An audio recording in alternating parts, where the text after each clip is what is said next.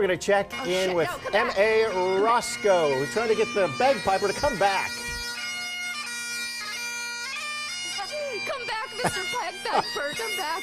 He's loud, but he's good. And we are celebrating all things Scotch and Scottish.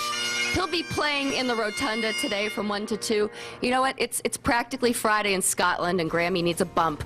We'll have that story coming up.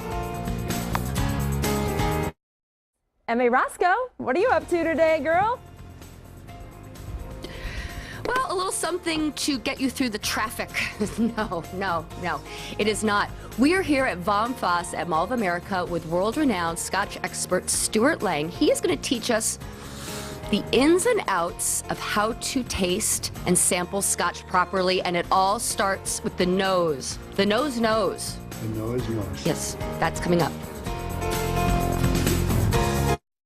You want to maybe get a little education when it comes to your glass of Scotch? Well, then Mall of America is the place to be. VOM FASS, the store known for its gourmet oils and vinegars, is hosting a series of classes and tastings all this week. MA Roscow joins us live from the store with a world-renowned Scotch expert. Good morning, MA. Well, good morning. This is Stewart Laing from Hunter Laing in Scotland, and you are here at Mall of America, VOM FASS, which means from the cask, specifically to introduce your two whiskies. We are. Our blended malt whiskies. One is called Cragibus and the other is called McSpey. And Cragibus is from the island of Islay, and obviously McSpey comes from the area Speyside.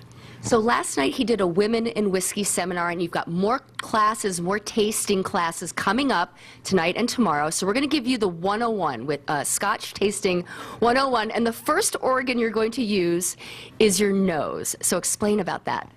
When you have a whiskey that you wish to taste for the first time, put it to your nose. Enjoy, bring in the flavors, and decide what you taste or feel from that nose.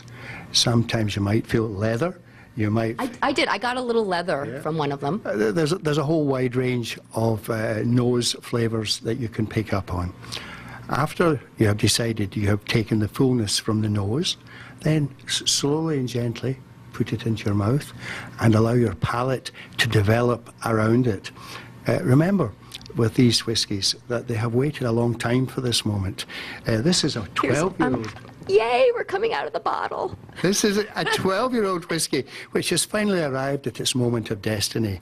So as a last treat, not only will it allow you to taste the whiskey, but please try to keep it in your mouth for 1 second for every year of its age. So this is a 12-year-old whiskey, so let's try to keep it in our mouths for 12 seconds. And within that, if you can do that, you're going to get different tastes in your palate, which appeals greatly to Scotsmen, because on that basis you're getting 2 or 3 drinks for the price of 1. So nose, palate, swirl around, and keep it there for at least 12 seconds. And once I tried earlier. I didn't do very well. She did quite well. But thereafter, put it slowly down. And if it's a long whiskey, you will feel it down here. And if it's a short tasting whiskey, you will feel it here. But whatever, it's entirely to your taste if you like it. There is nobody in Scotland, no whiskey expert can tell you what whiskey to like.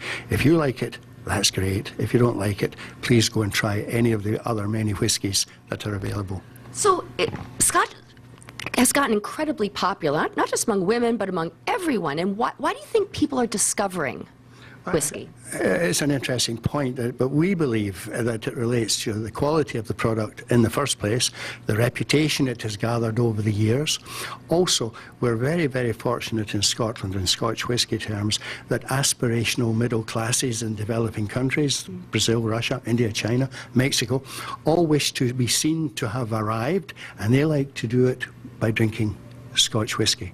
And that's had a huge impact on Scotland and the stocks that we have left. Well, Stewart Laing, thank you so much for joining us this morning. He has some classes tonight and tomorrow night from, I believe, 6 to 8. They are at Hard Rock Cafe downstairs, but you can ask him all the questions you want. He's going to be wearing a kilt. Yes. And Let's just go ahead. What's the biggest question you get? Just go ahead. Just put it out there. Really? Generally, there are very few tastings that I do around the world where I'm not asked by somebody as to what does a Scotsman wear underneath his kilt. Okay. Yeah. We'll answer that coming up. I think that's about as good a tease as you're going to get this morning, say. ladies. All right. Okay. It's a Okay. tease. I bet next week when it's in the 20s he'll wear something under the kilt. If he's not tonight, I'm just saying. I would. Long underwear, perhaps. Yeah. Or Or short. It's a different look. Well.